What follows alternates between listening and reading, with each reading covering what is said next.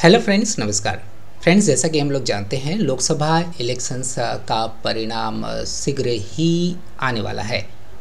जितने भी competitive exams के डेट्स पोस्टपोन हुए थे लोकसभा इलेक्शंस के कारण से, अब वो नए डेट्स का डिक्लेरेशन किया जाएगा और नई नई अधिसूचनाएं भी निकाली जाएगी, निर्गत किए जाएंगे। इस कारण से आप लोगों को अब आने वाले परीक्षाओं के लिए कमर कस लेना चाहिए। आपको अपने एफर्ट्स को डबल करना चाहिए ताकि आपके हाथ से आपका चहीता एग्ज़ाम छूट ना जाए।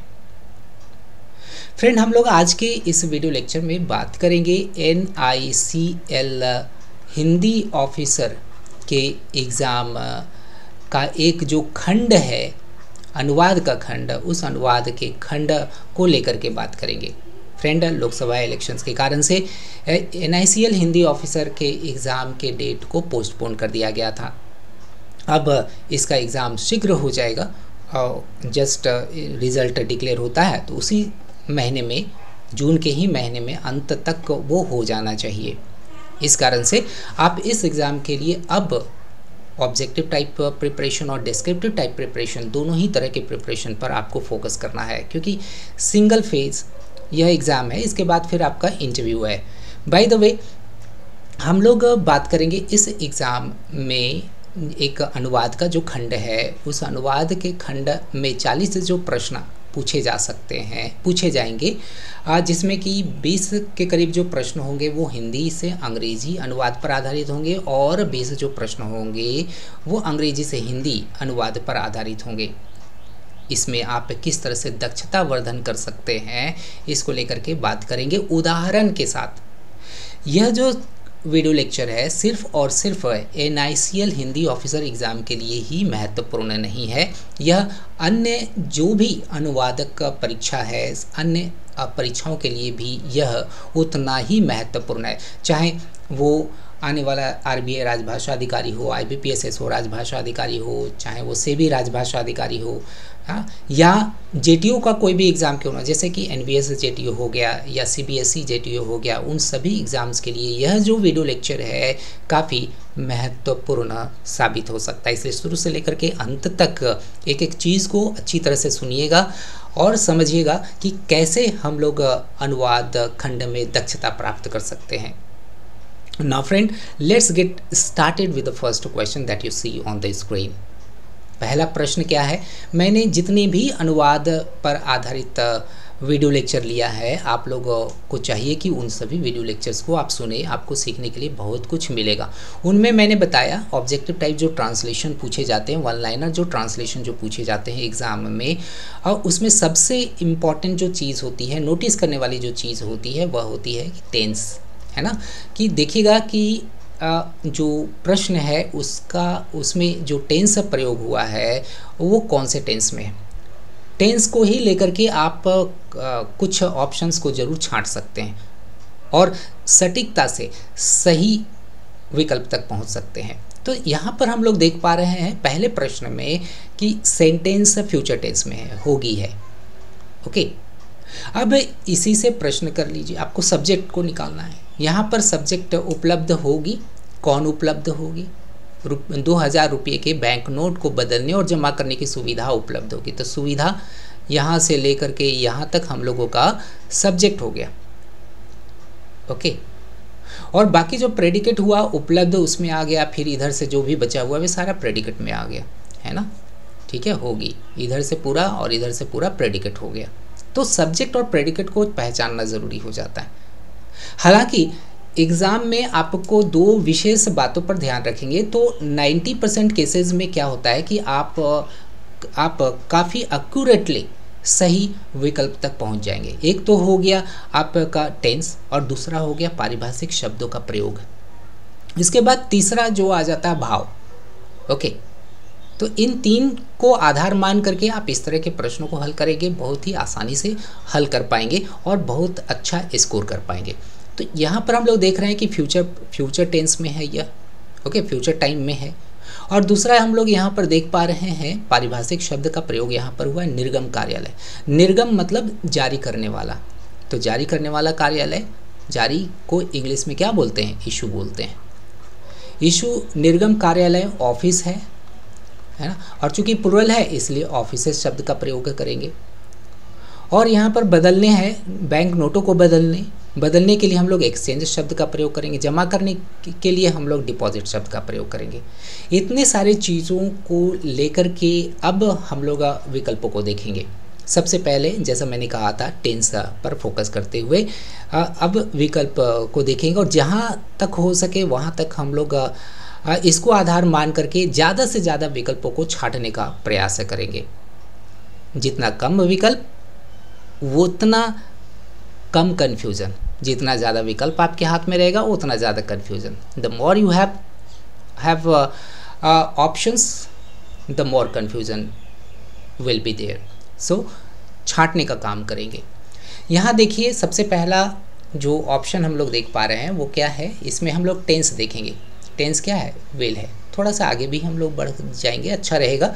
विल बी मेड अवेलेबल का ट्रांसलेशन हम लोग क्या करेंगे, उपलब्ध किया जाएगा, जबकि यहाँ पर क्या है, उपलब्ध होगी। हालांकि यह सेंटेंस हम लोगों का फ्यूचर टेंस में है, लेकिन भाव में यहाँ पर बदलाव देखने के लिए मिल रहा है, इसलिए फर्स्ट को हम लोग साइड लाइन करेंगे, इसको हटाएंगे। दूसरा देखेंगे द फैसिलिटी ऑफ एक्सचेंज, यहाँ पर हम लोग देख रहे हैं विल बी अवेलेबल, उपलब्ध होगी यहाँ पर भी है, इसलिए इसको अभी हम लोग रिजर्व करके रखते हैं। तीसरा देख लेते हैं, इसमें जो टेंस का प्रयोग हुआ है विल अवेलेबल, लेकिन देखिएगा विल जितने भी मॉडल्स हैं, मॉडल्स के बाद वर्ब का फर्स्ट फॉर्म होता है, और ये तो सीधा सीधी एडजेक्टिव आ गया। इस कारण से ये तो ग्रामेटिकल मिस्टेक से ग्रसित है, इसलिए इसको हम लोग छांट देंगे। चौथा देखेंगे, इसमें देखेंगे आर अवेलेबल प्रेजेंट टेंस में, फ्यूचर टेंस में होना चाहिए जो नहीं है, ये भी देखिएगा वही बात है, इसके साथ भी ये दोनों ही इस तरह से छट गए। हम लोगों के पास एक ही विकल्प बचा हुआ है वो बी, और अब हम लोग क्या करेंगे कि 100% हम लोग आश्वस्त होने के लिए अब एक एक चीज़ को देख लेंगे। The facility of exchange or deposit of ₹2000 bank notes will be available at any of the 19 issuing offices। जो मैंने कहा था वैसा ही कुछ आ रहा है ना। इशूइंग ऑफिसेस निर्गम करने वाला कार्यालय, issuing offices of reserve bank of India, एकदम यही सटीक यहाँ पर बैठ रहा है। हम लोगों का सही विकल्प बी ही होगा। Now let's switch ourselves over to the next one. Next क्या है हम लोगों का, यह निर्णय लिया गया है कि 22 जनवरी को परिवर्तनीय दर रेपो नीलामी आयोजित करें। ओके, तो यहाँ हम लोग टेंस देख रहे हैं कि लिया गया है, प्रेजेंट परफेक्ट टेंस में है। आयोजित करें जहाँ पर भी रहता है, जब ऑर्डर दिया जाता है, किसी भी ऑफिशियल फॉर्मल स्टेटमेंट होता है तो मे शब्द का प्रयोग किया जाता है, वहाँ पर शुड शब्द का प्रयोग नहीं किया जाता है। ध्यान रखिएगा इस चीज़ को। अब क्या करते हैं, देखते हैं। यह निर्णय लिया गया, इट हैज़ बीन डिसाइडेड। कुछ जो चीज़ें हैं वो आप मन ही मन ट्रांसलेशन कर लीजिए। इट हैज़ बीन डिसाइडेड, चलिए पहला वाला में है इट हैज़ डिसाइडेड, ये पैसिव वॉइस में होना चाहिए ना, ये एक्टिव वॉइस में, इसको छांटिए। इट इज़ डिसाइडेड, जबकि प्रेजेंट परफेक्ट टेंस में ये नहीं है, इसलिए सी भी छट गया। इट हैज़ बीन डिसाइडेड ये है, इसको रखेंगे। We have decided to conduct, जब यहाँ पर स्पष्ट रूप से यह निर्णय लिया गया है, हम लोग निर्णय लिए हैं, ऐसी बात नहीं है, तब हम लोग इसको भी छांटेंगे। Now we have only 2 options left. Okay, अब हम लोग क्या करते हैं कि पहला वाला को बढ़िया से पढ़ते हैं। इट हैज़ बीन डिसाइडेड, निर्णय लिया गया कि 22 जनवरी को परिवर्तनीय दर रेपो नीलामी आयोजित करें। आयोजित करना को हम लोग कंडक्ट कहते हैं। ओके, ये सिंपल सेंटेंस यहाँ पर हम लोग देख पा रहे हैं। प्रश्न जो है हम लोगों का जटिल वाक्य है, कॉम्प्लेक्स सेंटेंस है, लेकिन यहाँ पर पहला जो हम लोग वाक्य देख रहे हैं वह सिंपल सेंटेंस है, तो हालांकि उससे ज़्यादा फर्क नहीं पड़ता है। और ऐसे भी जो 2 विकल्प हम लोग यहाँ पर देख पा रहे हैं, ए और डी, दोनों ही सिंपल सेंटेंसेज है, मतलब सरल वाक्य है। यहाँ पर it has been decided to conduct करना, आयोजित करना है। क्या आयोजित करना, परिवर्तनीय दर रेपो नीलामी, ये हम लोगों का यहाँ पर पारिभाषिक शब्द प्राप्त हो रहा है। परिवर्तनीय के लिए वेरिएबल आ रहा है, दर के लिए रेट आ रहा है, रेपो नीलामी रेपो ऑक्शन आ रहा है। कब, तो 22 जनवरी को ऑन जनवरी 22। तो कहा जाए ना कि ये हर तरह से यहाँ पर ठीक नज़र आ रहा है। फिर भी जो एक ऑप्शन हम लोगों ने रिजर्व करके रखा है उसको भी हम लोग देख ले। It has been decided to be conducted, अरे टू कंडक्ट ये वेरिएबल रेट रेपो ऑक्शन, यह हम लोगों का ऑब्जेक्ट है। और पैसिव वॉइस में हम लोग क्या है कि इस तरह से हम लोग यूज़ नहीं कर सकते, बी का प्रयोग नहीं करेंगे, ईडी फॉर्म को यहाँ से हटाएंगे। यदि इन दोनों चीज़ों में कुछ करेक्शन कर देते हैं इस तरह का, तब ये सही हो जाता, जैसा कि हम लोग ए में देखते हैं। इसलिए डी ग्रामेटिकल मिस्टेक है और इस तरह से हम लोग देखते हैं कि दूसरा का सही ऑप्शन ए होगा। अब हम लोग तीसरा पर विचार करते हैं। तीसरा क्या है, नीलामी के लिए परिचालन दिशा निर्देश वही होंगे जो रिजर्व बैंक की 20 जनवरी की प्रेस विज्ञप्ति में दिए गए हैं प्रेजेंट परफेक्ट टेंस में। नीलामी के लिए मतलब फॉर द ऑक्शन। परिचालन दिशा निर्देश, परिचालन को हम लोग अंग्रेजी में कहते हैं परिचालन करना, मतलब ऑपरेट करना, है ना। दिशा निर्देश के लिए हम लोग गाइडलाइंस कहेंगे। परिचालन दिशा निर्देश, इस तरह से दोनों शब्दों का अगर हम लोग ट्रांसलेशन करेंगे तो यहाँ पर हो गया ऑपरेशनल गाइडलाइंस। यहाँ पर हम लोगों ने क्या है कि पहले ऑप्शन हम लोगों ने नहीं देखा, यहाँ पर ही क्वेश्चन में ही हम लोगों ने कुछ वर्क कर लिया, कुछ काम कर लिए। जो रिजर्व बैंक की 20 जनवरी की प्रेस विज्ञप्ति के लिए हम लोग प्रेस रिलीज़ कहेंगे और दिए गए हैं प्रेजेंट परफेक्ट टेंस में। तो सबसे पहले हम लोग टेंस को देख करके छांटने का प्रयास करते हैं। ये है प्रेजेंट परफेक्ट टेंस में दी नेसेसरी गाइडलाइंस। देखिए यहाँ पर एक चीज़ दोनों साथ में, चूँकि हम लोगों ने इसके बारे में पहले ही विचार बना लिया कि परिचालन दिशा निर्देश है, यहाँ पर पारिभाषिक शब्द ऑपरेशनल गाइडलाइंस ऐसा होना चाहिए, ठीक है। तो यहाँ हम लोग देख पा रहे हैं नेसेसरी गाइडलाइंस जो इसके अनुरूप नहीं है। आवश्यक दिशा निर्देश रहता तब हम लोग ए के बारे में सोच सकते थे, इसलिए ए को एकदम छाटिए आप। दूसरा देखिए दो ऑपरेशनल गाइडलाइंस, ये तो सही है। विल बी सेम वही होंगे, विल बी द सेम रहता ना, तब हम लोग इसके बारे में सोच सकते थे। ग्रामेटिकल मिस्टेक यहाँ पर हम लोग देख पा रहे हैं। The operational guidelines will be the same for the auction as has been given in the reserve banks press release dated January 20। थोड़ा यहाँ पर आर्टिकल मिस्टेक हम लोग देख पा रहे हैं, और एज के बाद ये जो देख रहे हैं ना, इसको हम लोगों को हाइड करना चाहिए। एज गिवन लगा दे, पैसिव वॉइस में है तो, है ना, इसलिए इसको हम लोग चलते हैं थोड़ा सा रिजर्व में रखते हैं, बाद में देखेंगे जो जिसमें इस तरह की कोई त्रुटि नज़र नहीं आएगी तो उसको इससे ज़्यादा प्रेफर करेंगे, ठीक है। सी को देखेंगे द ऑपरेटिंग गाइडलाइंस नहीं, ऑपरेशनल गाइडलाइंस होता है, इसलिए यहाँ पर पारिभाषिक शब्द के प्रयोग को लेकर के त्रुटि देख रहे हैं। डी को देखिए the operational guidelines of the auction is the same, वही होंगे, विल बी द सेम होना चाहिए ना, यहाँ पर टेंसिकल मिस्टेक आ गया, इसलिए इसको हटाएंगे।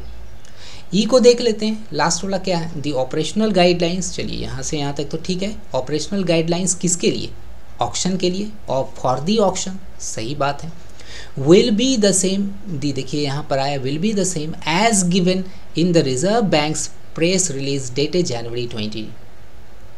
ओके, कहीं कोई प्रॉब्लम इसमें है नहीं, इसलिए बी से तो बढ़िया यहाँ पर ग्रामेटिकल यहाँ पर मिस्टेक्स हम लोग नहीं देख पा रहे हैं, इसलिए बी को यहाँ से हटाएंगे और ई को यहाँ पर टिक करेंगे। ओके, अब चलते हैं फोर्थ प्रश्न पर। फोर्थ क्या है, अद्यतन रुपये और डॉलर की विनिमय दर काफ़ी समय तक स्थिर है। अद्यतन को हम लोग हिंदी में कहते हैं करेंटली, एट प्रेजेंट, क्लियर।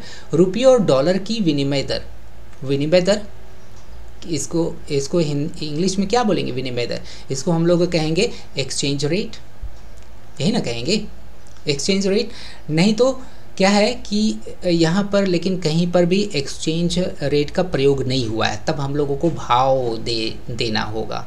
काफ़ी समय तक स्थिर है, काफ़ी समय दे दिया गया है और स्थिर है, पहले भी स्थिर थी और अभी भी स्थिर है। तो इसका यह मतलब हुआ कि जो टेंस हम लोगों का इस सेंटेंस का होना चाहिए वह प्रेजेंट परफेक्ट में होना चाहिए। ओके, तो देखते हैं कि कौन सा जो ऑप्शन है जिसमें कि इस तरह का स्ट्रक्चर को फॉलो किया हुआ है। ओके, देखते हैं फर्स्ट को, currently the value of rupee in terms of dollar. चलिए ठीक है, in terms of dollar, dollar के अगेंस्ट में या डॉलर के रूप में रुपये का वैल्यू इज स्टेबल नहीं होना चाहिए, हैज़ बीन स्टेबल होना चाहिए, ग्रामेटिकल मिस्टेक है। एट प्रेजेंट, अद्यतन, the rupee value against dollar is being stable, फिर यहाँ पर टेंसिकल मिस्टेक हो गया, खत्म करेंगे। सी को हम लोग देखेंगे, currently the rupee value against dollar, यहाँ तक तो सही है। Has been stable for quite some time, कुछ समय तक, फॉर क्वाइट सम टाइम, सही है ये, इसमें तो कोई प्रॉब्लम नहीं है। Currently the value of rupee as against dollar has been stable for quite little time, for quite little time क्यों यहाँ पर होगा, कुछ समय के लिए, बहुत ही कम समय के लिए नहीं है, इस कारण, ये लिटिल के कारण से हम लोग इसको छांटेंगे। ओके, आगे देखिएगा, currently the rupee value against dollar are stable, technical mistake हो गया। ओके, 4 का इस तरह से हम लोगों ने देखा कि सी सही विकल्प है। 5वां हम लोग देख लेते हैं। 5वां क्या है, वास्तविक खर्च और निष्पादन की बजट मानकों से समय समय पर तुलना की जाती है, समय समय पर तुलना की जाती है, तुलना की जाती है, इज कंपेयर्ड, आर कंपेयर्ड, हम लोग सब्जेक्ट के अनुरूप देख लेंगे, लगाएंगे इज या आर, तुलना की जाती है तो इज कंपेयर्ड या आर कंपेयर्ड होगा ना। यह सेंटेंस सिंपल प्रेजेंट टेंस का पैसिव वॉइस है, यहाँ हम लोगों ने दिमाग में रख लिया कि टेंस को लेकर के हम लोगों को ऐसा ही सोचना है। वास्तविक खर्चे जेन्युइन यहाँ पर एक्सपेंसेस लगा सकते हैं, नहीं तो फिर हम लोग एक्चुअल एक्सपेंसेस कह सकते हैं हम लोग।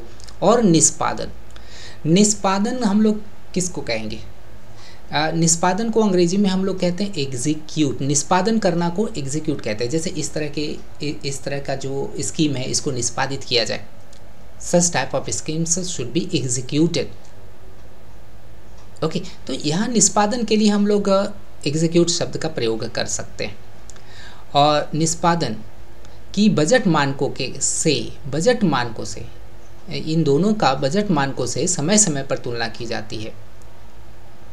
अब क्या करते हैं कि कुछ इन चीज़ों को लेकर के हम लोग ऑप्शंस पर फोकस करते हैं। पहला क्या है, the actual expenses and standards which set the limits of expenditure periodically compared, यहाँ समय समय के लिए पीरियोडिकली का प्रयोग किया गया है, सही है। लेकिन यहाँ ध्यान रखना है एक चीज़ कि अभी हम लोगों ने बात किया था कि पैसिव वॉइस में होना चाहिए, लेकिन पैसिव वॉइस में नहीं है। यहाँ पर अगर ऐसा रहता, ये भाव दे रहा है, the actual expenses and standards which set the limits of expenditure, यहाँ पर which set the are periodically compared, ऐसे यदि रहता ना तब आप लोग ए को लेकर के चल सकते थे, लेकिन ये ग्रामेटिकल मिस्टेक है यहाँ पर, इसलिए इसको हटाएंगे। Now let's have a look at the second one. क्या है, the actual expenses and execution, expenses and execution, खर्चे और निष्पादन, आर पीरियोडिकली कंपेयर्ड, पीरियोडिकली तुलना की जाती है, किसके साथ तुलना की जाती है, बजट मानकों से समय समय पर तो यहाँ हम लोगों ने लगा लिया, with the budget standards, budget के मानक को इंग्लिश में स्टैंडर्ड्स कहते हैं, तो ये तो सही लग रहा है, इसको हम लोग हालांकि रिजर्व में रखते हैं। सी को देखते हैं, the actual expenses and standards which set the limits of expenditure are compared periodically होगा ना, हाँ, तो इसको हम लोग हटाएंगे। Actual expenses and performance are compared periodically with budget standards, इसमें तो ये कहा गया बजट मानक वगैरह स्टैंडर्ड्स, यहाँ तक तो ठीक है, लेकिन एक्चुअल एक्सपेंसेस एंड परफॉर्मेंस यहाँ पर जो दिया गया है, ये जो पारिभाषिक शब्द यहाँ यूज़ किया गया है वो भाव नहीं दे रहा है जैसा कि भाव यहाँ से प्रतिलक्षित हो रहा है। ओके, इसलिए हम लोग इसको भी हटाएंगे, जो हम लोगों का सही ऑप्शन है वो बी है। ओके, अब चलते हैं 6th पर विचार करते हैं। 6th क्या है, प्रतिज्ञा पत्र या विनिमय पत्र या चेक का धारक वह व्यक्ति होता है जो उस प्रपत्र को अपने नाम में रखने का हकदार है। यहाँ पर हम लोग जो टेंस देख रहे हैं वो प्रेजेंट टाइम में है। ओके, वो प्रेजेंट टाइम जो है प्रेजेंट टाइम में है। और दूसरी जो महत्वपूर्ण बात है हम लोग देखेंगे, प्रतिज्ञा पत्र को हम लोग अंग्रेजी में कहते हैं प्रॉमिसरी नोट, प्रॉमिसरी नोट कहते हैं। ठीक है, विनिमय पत्र को हम लोग कहते हैं बिल ऑफ एक्सचेंज। जैसे हम लोगों का नोट है, 2000 का नोट हो, 500 का नोट हो, 100 का नोट हो, that is a kind of bill of exchange. Okay, और चेक, चेक मतलब चेक का धारक, धारक को हम लोग अंग्रेजी में कहेंगे, धारक को बेयरर कहेंगे, नहीं तो होल्डर कहेंगे। वह व्यक्ति होता है जो उस प्रपत्र को, प्रपत्र को हम लोग क्या कहेंगे अंग्रेजी में? अंग्रेजी में हम लोग कहेंगे इसको इंस्ट्रूमेंट कहेंगे, है ना, इंस्ट्रूमेंट, जैसा कि यहाँ पर देख पा रहे हैं वगैरह वगैरह में। और अपने नाम में रखने का, अपने नाम में रखने का हकदार है। पहला हम लोग देख लेते हैं, the holder of a promissory note, पारिभाषिक शब्द का सही उपयोग हुआ है। और बिल ऑफ एक्सचेंज और cheque refers to a person who is entitled to hold that instrument in his name. हो सकता है, यहाँ तो प्रॉब्लम तो नज़र तो नहीं आ रहा है, फिर से एक बार देख ले, the holder of a promissory note या bearer of a promissory note और बिल ऑफ एक्सचेंज और cheque refers to a person, उस व्यक्ति को के बारे में कहा जाता है, उस व्यक्ति को संकेत करता है, who is entitled to hold, जो होल्ड करता है क्या, उस इंस्ट्रूमेंट को अपने नाम पर। सही है, इसमें किसी भी तरह का कोई गलती है नहीं, इसको हम लोग अभी रिजर्व में रखते हैं। बी को देखिए, the bearer of a promissory note और बिल ऑफ एक्सचेंज और cheque is a person who is entitled to keep his name as possession in that form. यहाँ पर हम लोग देख पा रहे हैं कि उस अपने उस प्रपत्र को, यहाँ पर फॉर्म के बदले में हम लोग यहाँ इंस्ट्रूमेंट का जो प्रयोग किए हैं वो ज़्यादा यहाँ पर एप्रोप्रिएट है, बाकी सब यहाँ पर कहा जाए तो भाव दे रहा है। चलिए हम लोग इसको भी क्या करते हैं, रिजर्व में रखते हैं। सी को देखते हैं, the holder of a note of promise, note of promise होता नहीं है, इसको छांट दीजिए। The holder of a promising note और द बिल ऑफ एक्सचेंज और cheque is a person who is entitled to keep that form in his name in that. वो instrument, देखिएगा पारिभाषिक जो शब्द होता है किसी खास चीज़ के लिए, जो पारिभाषिक शब्द ऑफिशियली डिक्लेयर किए गए हैं, ऑफिशियली यूज़ करने के लिए कहा गया है, उसी फॉर्म का हम लोग यूज़ करेंगे। फॉर्म नहीं यूज़ किया जाता है, इंस्ट्रूमेंट इसके बदले में यूज़ किया जाता है। हालांकि भाव ये भी दे सकता है, दे रहा है। द पजेसर, पजेसर ऑफ है, पजेसर का प्रयोग ना करें, बेयरर का प्रयोग करें, नहीं तो होल्डर का प्रयोग करें। यहाँ पर हम लोग दो ऑप्शंस देख पा रहे हैं, दो ऑप्शंस में हम लोग फॉर्म के कारण से हम लोग बी ऑप्शन को छाटेंगे। और यहाँ पर इस तरह से हम लोग देख पा रहे हैं कि जो छठा का जो सही उत्तर है वह ए है। ठीक है, अब हम लोग चलते हैं सातवां को देखते हैं, एक और हम लोग लेकर के चलते हैं। इसमें क्या है, छोटा सा वाक्य है, लेकिन हो सकता है कि यह सरदर्द हो, कंफ्यूज करें आपको। उसे बहाल करने के आदेश जारी कर दिए जाएं। उसे बहाल करने के लिए पहला जो ऑप्शन, सिंपल सा सेंटेंस है, तो हम लोग डायरेक्ट क्या है ना, ऑप्शन को ही पढ़ लेते हैं। Orders should be issued to restore him. देखिएगा, रेस्टोर, चलिए इसको रखते हैं, ऑर्डर्स में बी इशू टू रीइंस्टेट। देखिएगा, ध्यान रखिएगा, रेस्टोर और रेइंस्टेट में अंतर है। रेस्टोर कोई भी चीज़ को उसके पुरानी स्थिति में रखना में रेस्टोर शब्द का प्रयोग किया जाता है। जैसे कि इस सरकार के आने के बाद शांति भंग हो गई थी, लेकिन फिर से नई जो सरकार आई वो पीस को रेस्टोर किया। तो पीस क्या है, एक स्थिति है या कोई भी चीज़ के सेंस में हम लोग, स्थिति या चीज़ के सेंस में हम लोग रेस्टोर शब्द का प्रयोग करते हैं। लेकिन रीइंस्टेट पहले जो था हम वैसे ही उसी को ही हम लोग उसके स्थिति में रखते हैं, तब हम लोग रीइंस्टेट का प्रयोग करते हैं। और यह व्यक्ति विशेष के लिए यूज़ होता है, ये चीज़ के लिए तो ये व्यक्ति के लिए। और यहाँ पर किसी भी व्यक्ति के ही बारे में कहा जा रहा है, बहाल करने के बारे में बात किया जा रहा है। इस कारण से हम लोग पहला वाला को, रेस्टोर वाले विकल्प को हम लोग इम्पोर्टेंस नहीं देंगे। बी की यदि बात करते हैं तो ऑर्डर्स में be issue to reinstate him. देखिएगा कि ऑफिशियल लैंग्वेज में किए जाएं, जैसे कि कहाँ जाऊं, क्या किया जाए, व्हाट शुड बी डन।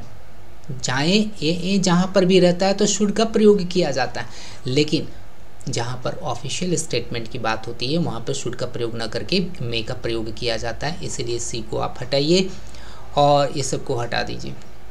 इसमें तो कोई वर्ब ही नहीं है, ई में देखिएगा फाइनाइट वर्ब नहीं है। आपका जो आंसर हो जाएगा यहाँ पर बी होगा। तो फ्रेंड, इस तरह से हम लोगों ने 7 प्रश्नों को लेकर के काफ़ी विस्तार से बात किया। आशा करते हैं आप इस वीडियो लेक्चर से काफ़ी लाभान्वित हुए होंगे। फ्रेंड, आप हमसे अवश्य जुड़ेंगे, हमारे एप्लीकेशन को इंस्टॉल अवश्य करें। आपको किसी भी तरह का अनुवाद परीक्षा की तैयारी करना है, आप उसके लिए कोर्सेज उपलब्ध है। आप हमारे एप्लीकेशन पर आवे, वेब एप्लीकेशन उपलब्ध है। SSC JST के क्लासेस ऑलरेडी चल रहे हैं, ज़रूर हमसे जुड़िए और अपनी सफलता को सुनिश्चित करिए। NICL का कोर्स उपलब्ध है, उसके लिए भी आप टेस्ट सीरीज़ 1000 से भी ज़्यादा कंटेंट है उसमें, आप उसके लिए अवश्य जुड़े और अपनी सफलता को सुनिश्चित करें। शुभकामनाएं।